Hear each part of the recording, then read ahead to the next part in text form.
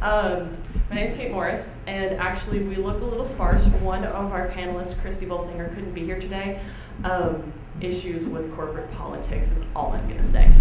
And then Scott Polk was supposed to be here, but he's MIA. We have absolutely no clue where he is. So that was a lot of fun. So you get the three of us, but we're kind of doing things a little bit differently. This is not your traditional site review panel. What we're doing instead is search engine marketing. So we're doing the entirety. We're talking SEO, PPC, social media, CRO. We're looking at everything. So what we did was we took applications beforehand. We got sites to submit their sites to us ahead of time.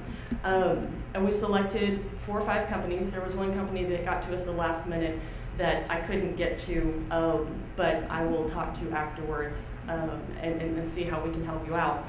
We're keeping all of the information confidential. There are a couple of companies here that, when looking at PPC campaigns, you really don't want your entire campaign up in front of everybody, the people you don't know necessarily. So all the information is kept confidential. What we're doing instead is giving the reviews to the company. So we're giving them their specific bullet points about their site, about their campaigns, about their social media. But what we're doing here is presenting information to you that we have told them that you can learn from. So these are generalized bullet points based upon our reviews of their sites and their campaigns, but they're bullet points that you can take home and actually apply to your own campaigns. So, everybody clear what we're doing here? So we're not taking sites this time around. We actually have all the sites that we're going to review, but because we're a little sparse on the number of panelists, we'll see what we can do at the end. If there's some extra time, we might grab a couple sites from the audience and do kind of short reviews, if there's time. So what we've looked at are the technical SEO, which is what you would normally get in a site review panel. So we did technical SEO analysis. We looked at their PPC accounts and optimization of such. There are a couple of them that didn't have PPC accounts, so we've actually made recommendations based upon, if you don't have them, what you would do next. We looked at their social media accounts, their link building, which overlaps a little bit with SEO, so you'll hear some of sort of the same things, but link building is such a big part of ranking and a big part of search that we really wanted to dedicate a whole section to just that. And then affiliate programs was supposed to be on here, but again, we're missing a panelist. He must be dead in a ditch, is all I have to say. I have no idea. All right, so the 4 companies that we're gonna be going over today. Hot Rod Logos, are you here? Anybody? Beulah? Okay, Hot Rod Logos isn't here. Immunet? If you're here, raise your hand. Wow, all right. I know Patagonia's here, because Mark's right in front. All right, Arcane. Arcane didn't even show up. All right, I see the love. Does that mean we can make fun of them? Yeah. Okay, cool. I'm all about it. So we're just gonna kind of rip into them. No, kidding. We're gonna be nice. You'll notice at the bottom of each of these slides, there's a new way of submitting questions. So as we're going over bullet points, ideas, suggestions, if you have any specific questions for us, at the end, we will go over those questions. There's a bigger slide that has the actual questions that you're submitting. But you can either tweet poll ASC 101A or send a text message to 22333 with the text ASC 101A and your question, and it will show up on my last slide. Not sure how all that's working, but it is. We tested it just a little while ago. So to start off with, I'm going to turn you over to Carolyn Shelby, and Carolyn can tell you about herself and her suggestions. I can present from right here if you want. So you wanted to hear about me. I've been building websites since late 1994. I owned an internet service provider for 4 years.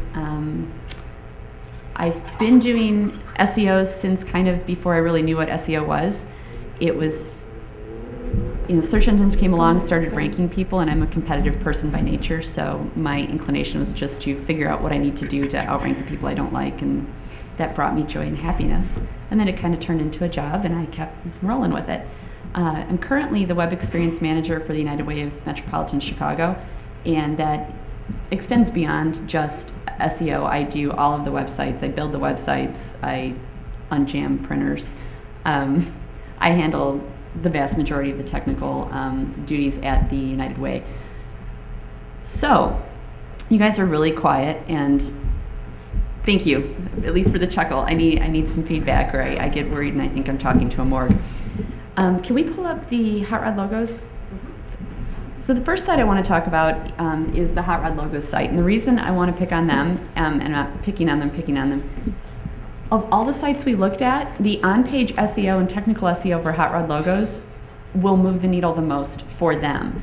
A lot of the other sites have their on-page technical pretty well under control. Hot Rod Logos has some things that I think would really make some big improvements for them. Really nice low-hanging fruit. Get past the initial user interface. The site loads very slow. The site loads slowly because they have 170 lines of external JavaScripts and external cascading style sheet files that they're calling. Lots and lots and lots of stuff. There are programs that minify and will take all of your JavaScripts and call them in one shot. They will take all of your external style sheets, call them in one shot. So you're taking 170 lines of Gook and you're smushing it into 2, which is going to increase your speed. They can do some HTML compression. That's also going to help their speed tremendously. Another thing, with all of the different JavaScripts they're using, I know everybody likes the blog bling. We like to have the fancy doodads on our site because it makes people want to play with the site and makes it interactive. You can have those. My recommendation, though, is pick one JavaScript library and try to make sure that all of the bling that you're using uses the same JavaScript library. That way you're not calling all of these different libraries and forcing the client's browser to, initialize everything. I think that's going to help a lot, especially with the speed. They have some issues with their title tags. One of the issues that stuck out the most was they're using all these extraneous decorative characters like double semicolons at the beginning and end. They're using extraneous characters in the middle of page titles. When I think they're using Joomla, when the content management system encounters characters that it would normally insert as a separator within the title, sometimes it converts it to an ASCII character or the closest real letter to the ASCII character, and what you end up with are words that have random Q's in them, or words that have random R's, and that makes it no longer a good keyword because it's a word that has a Q in it, and that's not how you spell the keyword. So my suggestion there is stop using the extraneous decorative characters. Keep your titles simple. Pull out words that you don't need, like and or the. You don't need fluff words. You need tight newspaper-like headlines. You do have to make sure that you still include very descriptive and clarifying words. For example, in a newspaper, you've got the context of the masthead. You know what city they're talking about generally because you know where you picked up the newspaper at. So a headline like mayor ends his fight with the university will make sense when you're looking at the exponent in West Lafayette, Indiana. In the internet, you lose all of that context because it's out in a vacuum. So you need to be a little bit more descriptive. Whereas in a newspaper, the mayor ends his fight with the university is a good newspaper headline. Mayor Smith of West Lafayette or West Lafayette mayor ends fight with Purdue. Much better internet headline because it's providing context and keywords. It's not keyword stuffing if you're doing it to be clear and unambiguous. It is keyword stuffing if you're doing it just to be sleazy. You will get this weird slimy sensation about your body when you're keyword stuffing. When you start to get the weird slimy sensation, stop.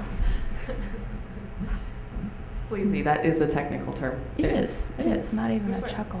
I know, you guys are so dead. Wake Sorry, up. we are a very laid back crew, like really very laid back, so yeah. See, that was funny. See? Yeah, very good. Very good. The other thing I wanted to say about Hot Rod Logos is that they've got the word yep. And I understand that's a site name. That's awesome. That is not in their domain name. It's not even descriptive of what they do. That's cool if they want that to be their brand. I would stick it at the end because it's really not going to help their cause. It's not going to help them rank for Hot Rod Logos because the word yep in no one's mind has anything to do with Hot Rod Logos. So in general, I like to stick title tags at the end. The important keywords we put at the front. The not so important keywords or not important words at all, schlep them in the back, because really it's those front words that we want to pay attention to. Their meta descriptions, they're really long. They're really long and they're really verbose. The homepage description right now is 274 characters, which is way too long, and it starts out with www.hotrodlogos.com. I'm guessing Google already knows that it's www.hotrodlogos.com, so you're wasting a lot of characters right there with information that is not important. It's not going to help the user decide that they want to come visit your site. It is not adding any value at all. If we took that out and rewrote it and said, yep, Hot Rod Logos Design Garage and Guru Community feature stories, art, and designs for and from hot rodders, graphic designers, and artists. That takes it down to 142 characters. Take out a couple periods, and that's actually a tweetable statement. It's descriptive of what you find on the page. It includes the right keywords. It still includes their brand, which will make their brand, the copywriters happy. It's easy to take bad descriptions and rewrite them and make them good. The other thing I mentioned in their review is that it's very, very important that each and every one of your pages has a unique meta description. Do not use duplicate meta descriptions. Do not ever have duplicate meta titles on your pages. If you're going to have duplicate meta descriptions, I would rather you just not have a description at all. I'm not advising you to skip the description. I'm saying if the choice is duplicate descriptions or no description at all, go with no description at all. Google will pick one for you. Yeah, I mean, they'll fill it in. Content on your page and show it instead. And if you're using a content management system, it's really easy, especially like with WordPress, to say, okay, because it uses variables. Are we all familiar with variables? How many of us are programmers? All right, there's enough of us. Okay. In the template, where it says meta description, plug in the variable for the excerpt. It's going to be too long, that's fine, Google will truncate it, but at least it's taking body content and not navigation, and it's sticking it up where Google could go get at it. The problem when you let Google just grab things, if you have 10 million lines of navigation before you get down to the body content, there's a risk that they're going to start grabbing that content navigation instead of the content, and that's not going to give the readers an accurate description of what they're going to find. That is not going to compel them to click on your listing. This is your first little 140, 150 character opportunity to write an ad for your page. And if you're not taking advantage of that, you're wasting first impression. And we don't want to waste first impression. We already talked about speed issues. They have a canonical issue. Canonical issue is where if you type in www.hotrodlogos.com, the site comes up and it functions just fine. If you type in hotrodlogos.com without the www, the site comes up and it functions just fine. Problem with that is Google thinks these are two different sites. This is bad because this means that there are two sites with the exact same content. One site's going to get favored over the other, and any links you have coming into www are going to be in this bucket. Any links you have coming into non-www are going to be in this bucket. So instead of having 10 links coming into one strong site, you've got 5 links coming into this site or 5 links over here. You have 2 mediocre sites basically. If you do a 301 redirect, like let's say from the non-www to the www, you're saying, okay, Google, I understand that some people think and link to us without the www, right? It's still this site. Take all the link authority that we're accumulating over here and put it in this bucket. We want to consolidate the inbound links. We want to consolidate the link authority and the inbound links. It'll make a single stronger site rather than a fractured, weaker site. Also, if you do have a preference, and I'm not saying www is better than non, I honestly don't care. Pick one and stick with it, use it consistently. I am saying be consistent. I don't care if you use www or not. You can specify your preference in Google Webmaster Tools. That is not a substitute for doing it correctly though on the website, because Webmaster Tools is only affecting Google, and it's still really not an excuse for not doing it right. It's not hard to do it. It's just sloppy to not take care of that. I only have a couple more things. So, and like I said, my technical review of Hot Rod Logos is going to be the longest of all the sites because they really had the most on-page stuff that could be worked on. They have no H1 tags on their site at all, which is I don't know, it was giving me hives. The H1 tag, if you look at your site, if you turn off your pictures and you turn off your style sheets and turn off your JavaScript, turn off all the blog bling, your site should look like an outline. The H1 is the title of your outline. The H2 is a major supporting statement that supports the topic. H3 support the H2s. Paragraph is supporting information that supports one of those subheaders. The H1 is the most important statement on your site. It gives weight to the topic of your page. The H1 should be like the meta title on each page of your site, and it should be unique. The title and the H1 should closely resemble, if not match each other, and everything should support that title. If they added an H1 to each one of these pages, I think that it would help them clarify in their own heads as they're writing, what am I supposed to be writing about on this page? I also think it would help add some weight to the keywords for that page. The other thing I noticed is that the other headline, the H tags they're using them for navigation, and they're generic words. Headline tags, header tags, H tags, should always have keywords in them, and the keywords should always support the topic and theme of your site. It should never be used for read more, main menu, home, resources. What are some of the other generic ones? Unless your site is about resources, press, about, it's really easy to add some keywords into that and make them relevant. If it's a home, well, what was the example I gave? A lot of times blog is another one of them. Yeah, blog. So instead of having main menu, you can call it hot rod info or hot rod menu. Instead of resources, it can be hot rod resources, hot rod links. It's really easy to smoothly insert your keywords into those header tags. It's also really easy to create your style sheet and not use header tags for navigation. All of the H2s, and H2s are fairly important on the page, at least they weren't H1s, oh God. All of the H2s on their page were strictly for navigation, and it was generic words, and it created the wrong impression about what the content was about. The content's about hot rods, it's about logos, it's about cars, it's about things that have to do with hot rods. It's not about navigation, and it's not about resources.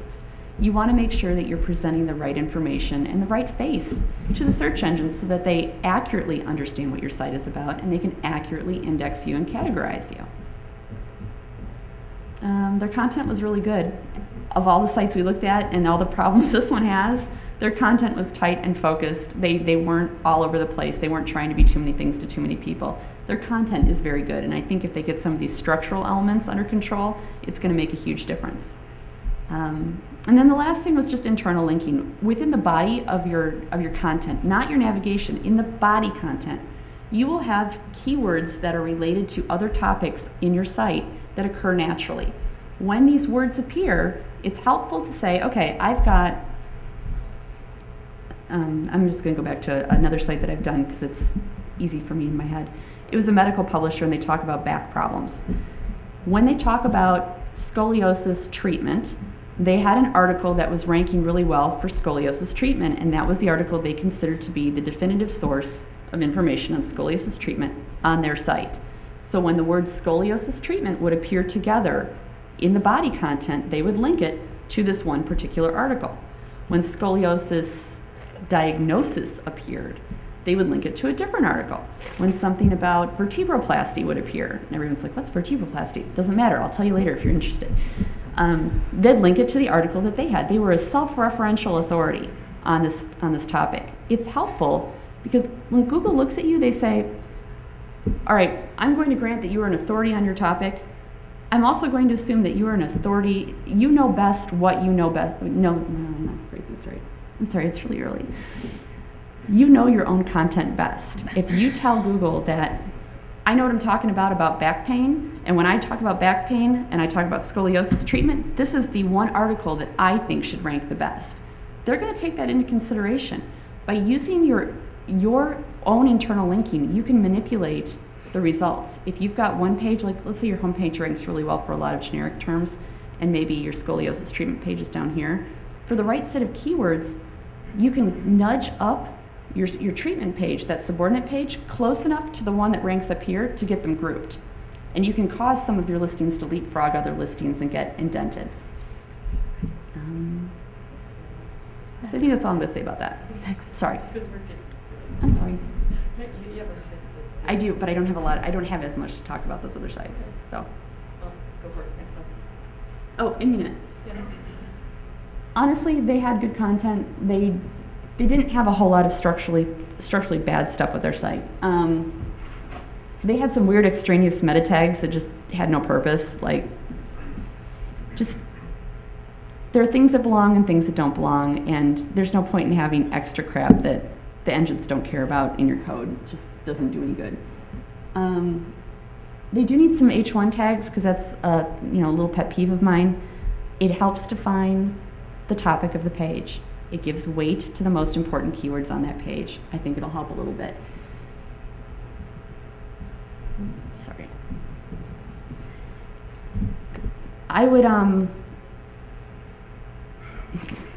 verify the site with external. What about What was the end? refresh my memory on the external DNS? Oh, when you're, okay, so with the, okay, so let me pull up the page first and show you. There are a lot of meta tags that people like to add. This is one of them. Revisit content after a day. Their page is not going to change all that often. It's not. So there's no point telling Googlebot to come back or any of the other bots to come back every single day. Usually you can leave it up to Googlebot. They can figure out how often you're changing things. So commands to come back after so often, generally not useful to most sites. The one right below it is their Google site verification. You can do that externally. Use an external file, get the code off your page if at all possible. There's some sites in this world that are not going to have access to their files. It sounds weird, I've seen it. There are people that can't load that external file. If you absolutely cannot, go ahead and throw the meta tag in there. But Google verification allows you now to verify by DNS. So if you have a ton of subdomains, a ton of websites just across the whole, if you have country TLDs, you can verify by DNS. And if anybody is interested about that, I can show you afterwards exactly how to do that. But that takes all the extraneous code, like it's just another line of code on your site that you can take off. And the smaller the page, the faster it loads. These are all small things, but the small things add up over time. So you really want to take off as much extraneous code as humanly possible. And then the only other comment I had was that all of the pages should have good static URLs. We don't want to use the weird, they don't mean anything URLs. Their biggest competitors have their keywords in the domain. I mean, that's an issue. If you're trying to compete for things like download free antivirus and you don't have download free or antivirus anywhere in your domain, especially not even antivirus, that's a tough row to hoe. So to mitigate that, instead of directing all of your inbound links to your homepage, create a landing page that has download free antivirus in the file name, so at least you've got that, and work on building some links to that page. I think if there were some deeper pages that talked about like collective immunity and collective intelligence and things that don't have their name in it, they're going to rank great for their name. We don't need to have file names that repeat the brand name. It's already in the domain. What we need are file names that talk about the free antivirus, the cloud security. 5 or 6 subpages that go into those topics specifically and really go after those terms, I think are going to make a big difference. And that was all I had on that one. See, that was quick. So for Patagonia, and we're here, good use of reviews for content. Make sure that your title tags aren't dupes. Use an XML sitemap to ensure proper indexation. And when multiple products are in play, make sure you're showing the bots the full list of pages rather than the full list of products. You want the view all, not just the pagination. And make sure that you've got some internal links to your other products. So if you've got, even in like product descriptions, if something naturally comes up during the course of the description and you can use, and it's a good keyword phrase, you can link that to another thing. I mean, I know that's a lot of manual work. A lot of sites, especially when they're big sites, they tend to automate those things. If there's a way to, have someone go in and hand add in, if it's a link to a pink fufu nut or whatever, and you happen to sell pink fufu nuts, that would be a really good opportunity to link over to it. And don't ask me what fufu nuts are, I just made that up. And this is what we mean by view all, is this has the full list of of Yeah. all products, You don't want them paginated. the pagination you run into a lot of issues with clicking 1, 2, 3, 4, 5, 6, that type of thing. This is the best thing to show them. Right, so for Arcane, there's a lot of content there. Carolyn, is Arcane here? Did they ever walk in? Anybody at all? I see nodding, but no. Are they not here? Okay, good. No. Can I pick on them? A little? Not a lot. I'll be nice. I was just curious to know why they submitted for this because they sell SEO services. We were really curious. Like the 4 panelists really kind of were sitting here going, "Why are we reviewing an SEO site?" Like we're really curious as to why we're reviewing an SEO site. But regardless, they submitted. We're reviewing. It's a thing. Oh, and they wanted us to look at their blog only, so we're just looking at their blog. So they've got a lot of content, and everyone likes to say content is king, and I like to say yes, but links are the kingmaker. You can have, as much as I would love to say that fabulous content will win out and good will prevail, sadly, that's not the landscape today. The landscape today is you need to have the links and you need to have good anchor text in those inbound links. So they need to work a little bit on the links, especially the anchor text. Their blog content could be updated a little bit more regularly. They've been moving their content around and not following up on the movements by 301ing the old URLs to the new URLs and just generally shifting things around. They also have a lot of categories. Like the same blog post will live in 2 or 3 different categories, and the categories are really similar. If you have a category for SEO and you have a category for SEO tips, and you have a category for featured and you have a category for in the news, featured and in the news is really similar. SEO and SEO tips, again, really similar. Do we need that many? No. They're not using, the categories don't appear in the URL either, so it's like there's no point. There's 5 different ways to get to the same article. You can accomplish that so many other ways than by having this really bloated category structure. And if we consolidated, I think we could cut down on the number of links we have across the top, because you've got a drop down into the blog, and all these links across the top. It's not, from the user interface perspective, it's not immediately obvious that you can mouse over blog and see the drop down. I just think there's a way to showcase and focus the user's attention a little bit more on the categories and pages they should be looking at or that you want them to look at. If you want to lead them by the nose down a certain path, only have a couple of paths to lead them down. You present them with 1.5 zillion options, it just all becomes a blur, and they might not choose any. They might just leave. Carolyn, can I say real quick? This is the dead giveaway that they're using WordPress. Oh, that it says WordPress generator? Yeah, that too. Well, the all-in-one SEO pack is always my dead giveaway. They're using WordPress, and if anybody, I am not a web designer at all. My family asks me all the time, hey, can you build me a website? It's not really what I do. So most of the time I use WordPress, design a theme for them, just kind of go along with it. The thing is that what they were doing here is trying to use categories as their static pages. If you're going to use WordPress, use the pages section to actually build static pages. Don't use categories to be your pages, because the issue here is that they have stuff like in the news and press releases, and when you click those, you expect to see a list of press releases. Well, no, you can accomplish that with categories, and you can also do it with static pages. You have to modify your template to call. Yeah. You have to have custom But you can't templates. leave it the same thing. Well, and the SEO, the all-in-one SEO kit, they have it set to no index, no follow their category pages. So it doesn't do any good to have these evergreen quasi-static pages because they're not indexed. Why would you bother having content on a page that you're not going to allow the engines to display? Some of these URL structures, like the /SEO tips, it's a category page. So it's not, they have it set no index. It could be a valuable resource for people. It could be an evergreen URL that people can link to. Because it's evergreen, you have an opportunity to build a lot more links into it than some of these individual blog posts. But they're kind of frittering away that opportunity, and that's sad. Finally, the sidebar's too long for some of the category pages. They've got it set at a limit of 3 excerpts, and then so you got 3 excerpts. The sidebar is this long, and then you've got all the footer information. If you actually want the user to look at the stuff in the sidebar, they have to have a reason to keep scrolling other than just to see out of idle curiosity how long your stupid sidebar is. Just from a user interface point of view, there's just a lot of wasted space there. So I'd tighten up the sidebar, or I'd just increase the number of excerpts that are there so that the user has something to look at and you have a greater likelihood that they're going to see the stuff in the sidebar or in the footer and click on it. That's me. Yay. Your turn. Good morning. Good morning. Yay. You're alive. Hi, I'm Christa Watson. I blog at my own blog, thechristawatson.com. Not really what I do during the day, which is pretty much full service internet marketing for higher ed.edus.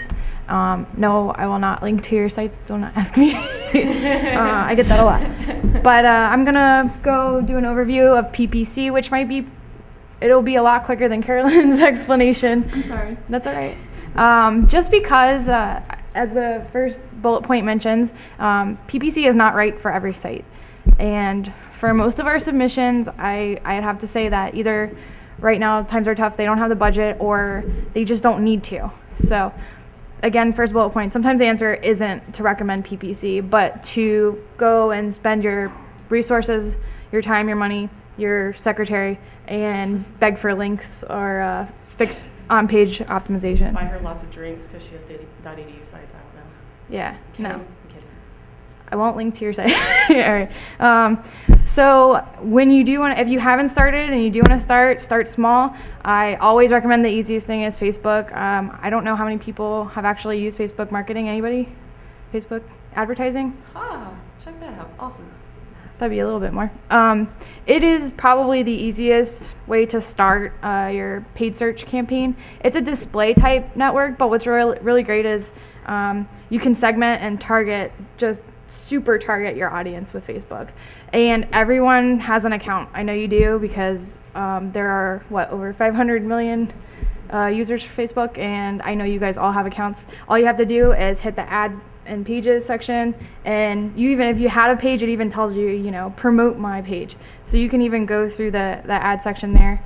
And another easy way, if you're not really familiar with AdWords, PPC wise, is the content network, which is another display network. Both of these can be cheaper alternatives to building a larger search-based keyword campaign. Let's see, best for branding.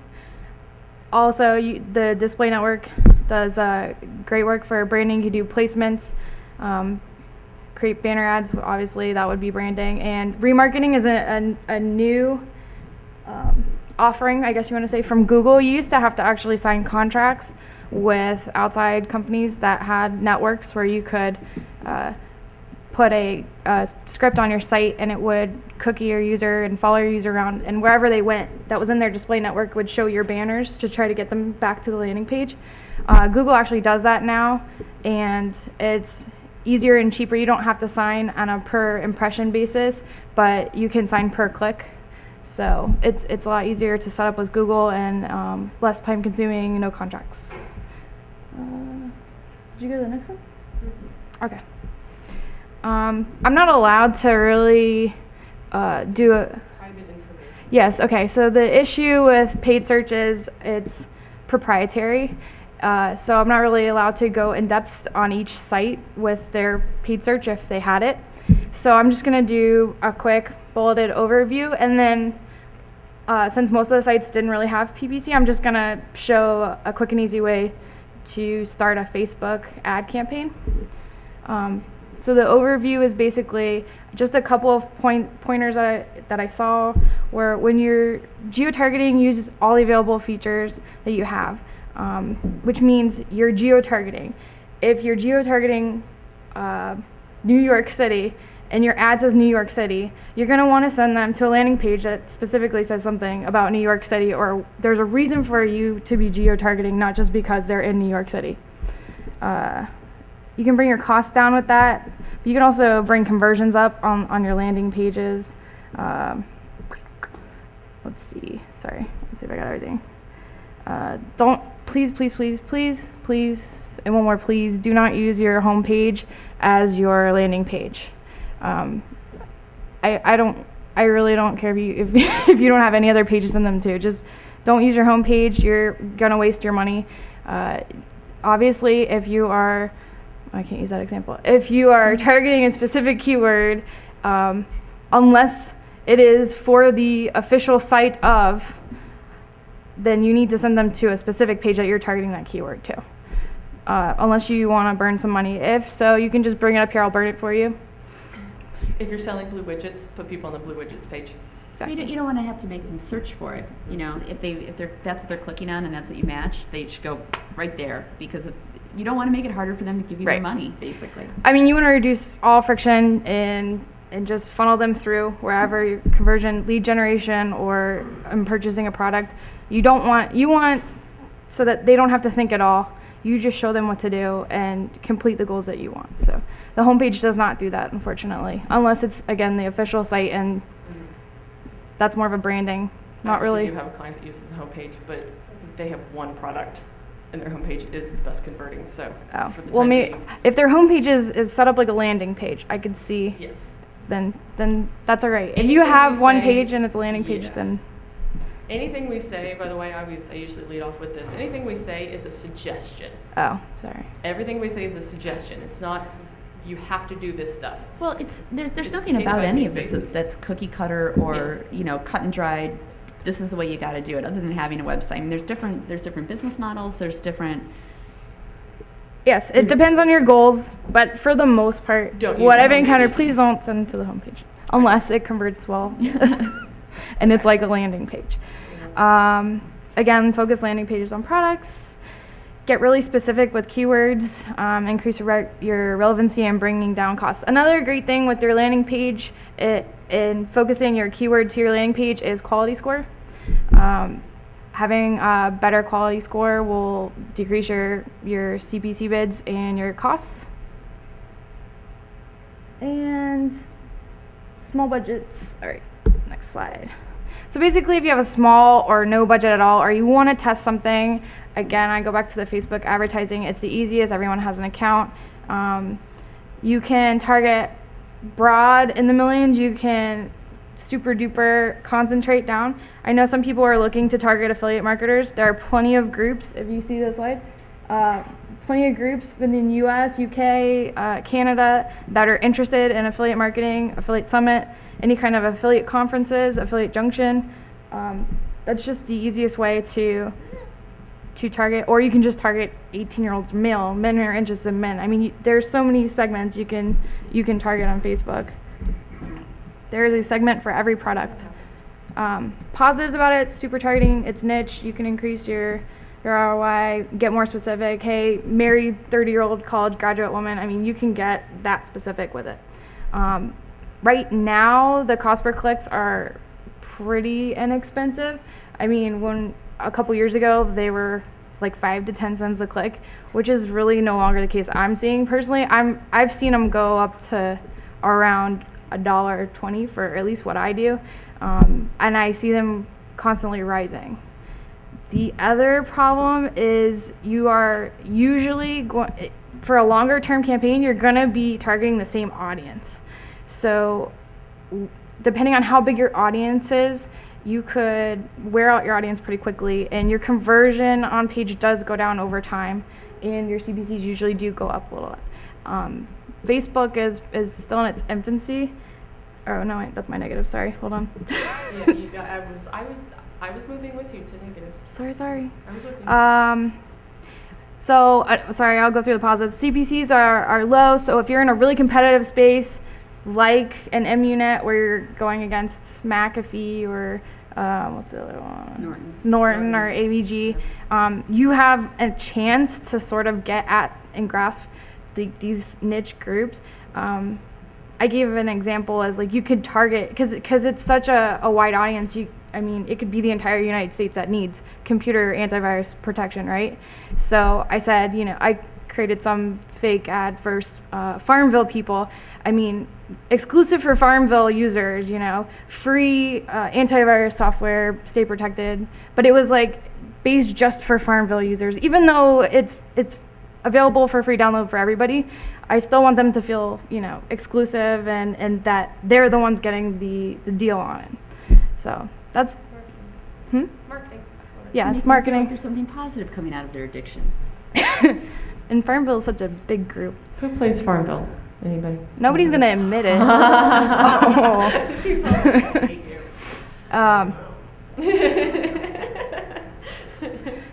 Another one kind of double dips into social media, and that's having your landing page on your Facebook page itself. There are a couple ways to do this, and I like to combine the actual conversion to a like and a form or some kind of information to go to a landing page to purchase something.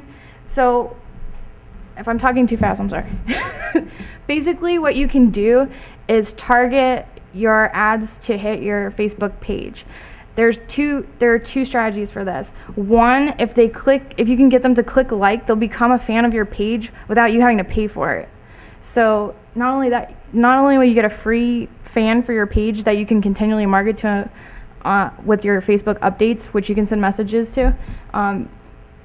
Again, it's free. And then the second part, if they do click through, they'll be sent directly to a landing page that'll either ask them to be a fan as well, or convert, whatever kind of goals you have, submit a lead, go to your website landing page. So I think it's a double whammy, and it's actually cheaper than just targeting to an outside website. Negative? You there? Yeah. Oh, I'm not. We just have to, we're running out. All right, I'm running. Facebook ads platform still in its infancy, so it takes a lot of manpower to keep them up and running. Sometimes an ad can go stale after a day, sometimes after an hour, sometimes they can keep steady at a week. So there's a lot of man hours put into actually having an optimized campaign. It's not like Google that you can optimize and it kind of is set it and forget it. It's not really set and forget it, but the CPCs are growing, like I was talking about. You can exhaust your audience really quickly, and you'll steadily see your conversions starting to decrease. But it's still good bang for its buck. I think I'm good. Or is there a last one? Oh, that's fine. Okay, so I'm gonna stop bending forward and actually do this. I'm gonna run through social media and link building. Nice thing. They're gonna kind of overlap a little bit, and a little bit with what they're doing. I'm gonna run through this so that we have time for questions. So just hang with me for a little bit. Hot rod logos. Right now they default to their photos area instead of their wall, unless you have a very specific campaign in mind. Like very, very, very specific, like you're running a contest, something else. If you don't have something specific, feed them to your wall for when they're landing on your Facebook page. Be sure that, and a lot of the Facebook pages that we saw across the board didn't have their website link on that first initial click onto their Facebook wall. Go ahead and add that website link. It's automatic, it's free. If you can track it, even better. Most of your analytics should be able to track that traffic for you, but just in case, you want to track as much as possible. And hot rod logos they weren't on Twitter that we could find, but the suggestion was don't jump onto social networks just because they're there, by all means. A lot of times I've had businesses where they started a Twitter account and then left it alone. Never did anything. Well, that's worthless to you. It's not a good use of your time. If you don't have the time to dedicate to a social network, don't be there. Find the time first. Figure out how you're going to be there and how you're going to interact with your customers. You need to be there. You need to be interacting with your customers, but you do have to fully investigate those networks before you get on there. Don't just set up the page and then leave it be. Actually use all of these networks. For Immunet, You can still link out or tweet out your links. I had an SEO thing for them. I faster. really wish they were here, but they're going to get this in their report. When I first got to their site and I clicked on their free antivirus, it downloaded an executable file. If you're selling software, don't do that, please. Pretty please don't do that. It just says spammy. If you're going to automatically download an executable file, it just is asking for negative. But on their social on their social side, they had a great conversion idea of they pushed people to that campaign specific tab about protecting their PC. The issue was when they clicked onto their website, it went straight to the shopping cart. You don't want to scare people away. Don't put them straight into the buying cycle from Facebook. Let them look around to get to your site and trust you, especially with something like antivirus software that is a very spammy area of the world. If you're in a very spammy area of the world, we have lots of competitors. Let people trust you. Give them reasons to trust you before you dump them into a shopping cart. Track all your traffic. Engage your users when they're commenting on your wall. Be there. Be a person. Be human. On Facebook, on Twitter, everything else. If people are talking about you, talk back. It's the coolest feeling in the world when I say, hey, I was at this bar with a couple friends, and a day later, because usually if you're at a bar, it's at night, or at least I'd hope to God it was at night that you were at a bar. Next morning, you get a, hey, thanks for stopping by. We hope you and your friends had a great time. It's a simple statement, it took them 2 seconds. Guess what? I absolutely love that place now. And I go back all the time, but that was just a simple engagement, and that's really what social media is about. They do a great job on transparency. They have photos of all their staff and their email addresses so that people can contact them specifically. And then build landing pages around specific audiences. So they had the same URL, and by all means you can put your traffic to your homepage from Twitter and Facebook, but you might want to build a landing page specific to that audience, because that audience is different. People coming from Facebook are different than people coming from Twitter. So you might customize landing page to each of those social networks.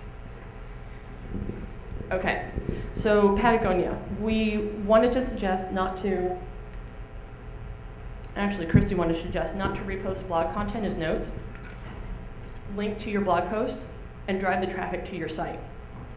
And doing a great job of being human and interacting with customers.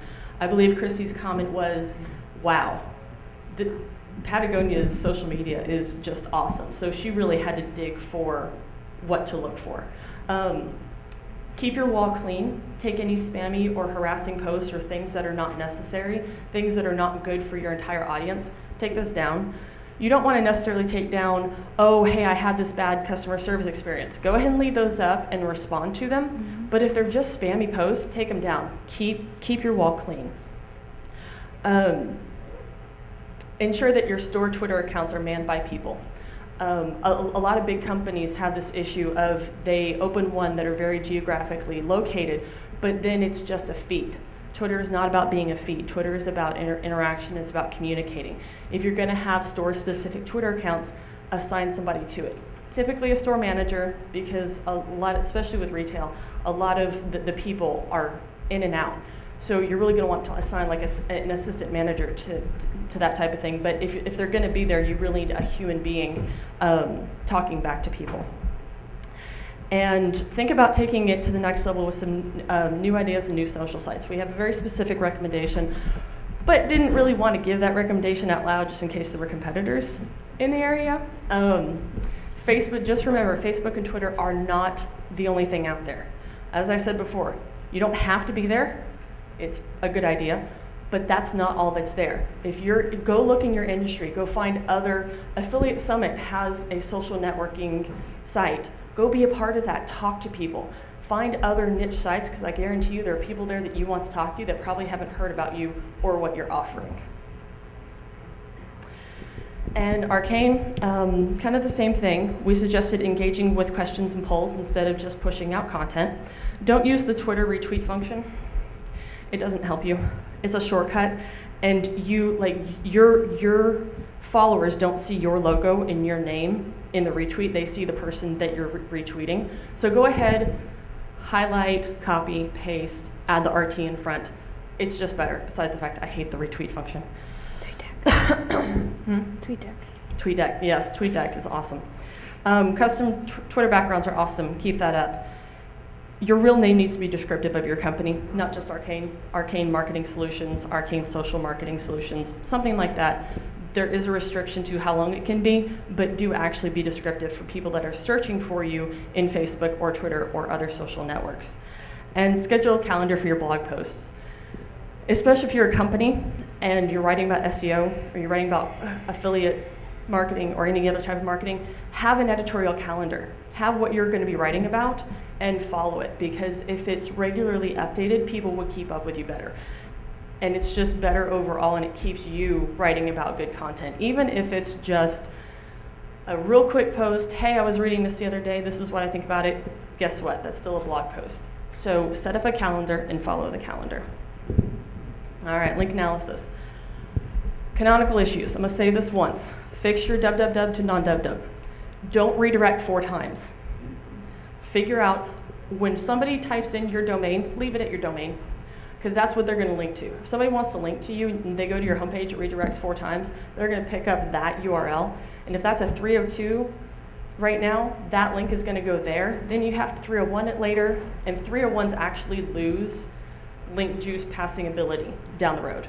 Over time, 301s do lose, like it's not a full pass. So you only want to set that 301 if it has to. You don't want to use that as a crutch. You want people linking to the correct page, not anything and then redirect all of it to one place. You want them linking to that original URL, that original domain. Always get your links from your major directories, and when I'm talking about major directories, Best of the Web, DMOZ, all them, start there. If you're wondering where to go to, start there. Don't do the spammy things that you have to pay for, please. Not the spammy ones. What about the Yahoo page? Cross posts in other forums, because they have a forum. If he would go visit other hot rod forums, I'm a car chick. There are tons of forums on cars. And every car club has a forum. They all have them. Go visit them. Go comment. Go be a part of that community and get links back that way. Find similar organizations and donate time. This guy does graphic design. It would be awesome if he found somebody that has their hot rod, has a great site about their hot rod, design them a logo, and the fee was to get a link back. Counts. It's technically a paid link, technically, but it's not a paid link. There was no money exchanging there. Look to your competitors for link ideas. Absolute best thing to do. When split testing, don't use different URLs. Immunet has their domain / home or something / index3.html. And if you pull off JavaScript, then it's just / index.html. So if you're testing, if you're doing multivariate testing, try to use something like a hashtag that will not be picked up by the search engines. Hashtags are ignored. So if you're doing testing, try to show different content via hashtag rather than a full URL. That's my lady. Thank you. Viral content is a great way to get traffic with very little money. Be inventive. Play on words, commentary on the daily life of your user. You guys know what I'm talking about. You've seen viral content. Get creative. Get your buddies together, give them beer and pizza, and tell them, just get them laughing. I guarantee you, your friends are the best places for viral ideas. I get my best ideas sitting around and talking to my friends, and my mom is also really good at that. I don't know what it is, but she's the everyday consumer, and she just like will say something. I'm like, oh, that's an awesome idea, and you turn it into a blog post that just goes nuts. So look to your friends and be inventive. Guest post as much as possible. That is an automatic link back to your website. Participate in communities. Karma is real. Link to other people will link to you. Kind of how it goes. Trust me, it works on the internet. Targeted anchor text. Anybody need me to explain targeted anchor text? Okay. Pick a keyword. Find what you want to focus on. All of your links should be focused on specific text that you're trying to rank that page for.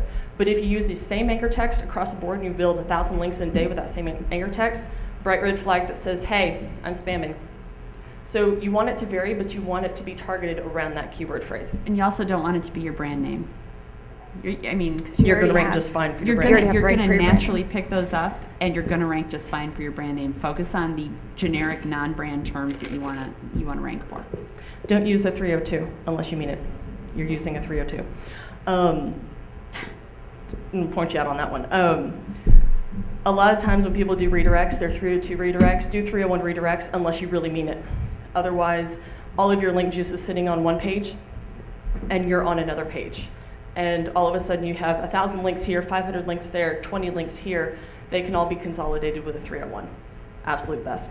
Dynamic URLs can be read, but they make link building really hard because different dynamic variables will make different pages, and all those different pages have their own set of links. They're all completely separate pages.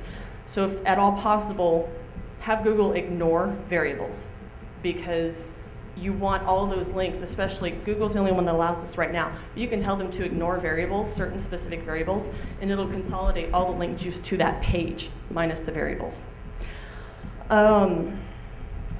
Link domains are the focus on link analysis. And you'll like that comment. You're kicking Yellow Bean's butt on that little area of the world. You can get 100,000 links. If they're from 10 domains, they're not doing you any good. If you get 1,000 links from 1,000 different domains, that's so much more powerful. Remember that the number of links is not important. It's the number of linking domains and your anchor text that's important, and how good the sites are beforehand. We went over this. Don't link terms like home and blog. Approach current sites that reference you for a link. If you have press coverage and they don't link to you, go ask nicely. They're already writing about you. They already have the content on their site. Go ask nicely for a link. Most of the time, the editors are more than happy to go ahead and link, even if it's just your name. The Wall Street Journal does a piece on you. Get a link. I don't care what it is. Just be sure there's a link back to your site from that. They'll go for sheer number of links. And we had a debate about this. I prefer blogs as subfolders rather than subdomains. That's just my thing, though. There are many different ways to go about this. But I prefer subfolders because it strengthens the actual domain. If you do a subdomain, they're seen as two different domains by Google. So I prefer folders. A lot of the times, you can have your blog on a whole other domain, but if you have it blog dot whatever your domain is, that is still seen as a whole other domain. So keep that in mind as you're choosing where to put your blog. What are the compression programs called? The minifying or the minifying programs? There's minification, which will take all of your JavaScripts and compress them into one and do one call. If you're using WordPress, it's WP Minify. Okay. Is a great one. But there's a lot that do it. Just search for Minify, and then maybe the name of your content management system. I'm sure you'll be able to find some plugins. And then the other thing is HTML compression. You just want to compress all the white space out of everything. It's sort of like squeezing the air out of a Ziploc bag before you seal it. You want to compress everything. You'll make it smaller. Smaller's faster. Okay, that's all our time. It's 1 o'clock, and I don't want to make you guys late for the next one, which is at 1:30, by the way. But I will give you this update. If you have questions, come see us. There are a couple sites that try to get to us at the last minute. If you beg nicely, we might be able to look over your site sometime today. So just come up here and talk to us. Just a reminder to fill out the feedback, because they will take 6 forms every day and randomly draw for a gold pass to the next show. That's about all we have. Thank you guys for coming. Thank you.